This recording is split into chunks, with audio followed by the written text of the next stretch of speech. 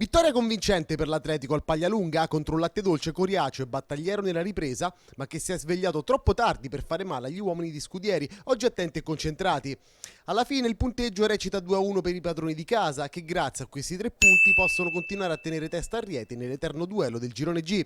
Il latte dolce si è anche giocata le sue carte, ma forse in maniera un po' tardiva. In un primo tempo lento, anche bruttino, era l'Atletico a prendere per prima le redini della gara, sbloccando il risultato al 13° con lo splendido schema che manda in gol Esposito. Il gol dà entusiasmo ai padroni di casa che cercano più insistentemente la verticalizzazione e ci provano anche con Diemma, poco preciso al 15°, mentre la risposta del latte dolce arriverà al 23° con Ruiu che dopo una bella discesa sfodera un destro a metà fra il tiro e il cross.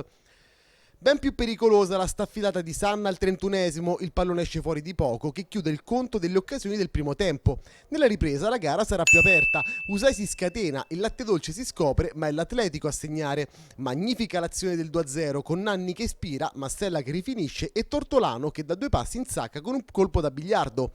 Al 18° per poco non arriva il tris, Garau pasticcia ma Massella è poco reattivo. Al 28° doppia chance per lo stesso Massella e per Tortolano che non incidono. Le tante occasioni sprecate rinfoccolano l'orgoglio sardo. Prima ci prova Masala, senza fortuna, poi alla mezz'ora gli ospiti spingono ancora di più e trovano il rigore grazie ad Usai che viene atterrato da Esposito in area. Dal dischetto bravo Cabeccia a trafiggere Galantini e riaprire la gara. Nel finale è forcing latte dolce, ma l'Atletico resta concentrato e mantiene il parziale inviolato. 2-1 il punteggio finale fra Atletico e Latte Dolce. Il duello senza sosta fra Rieti e SFF Atletico può proseguire.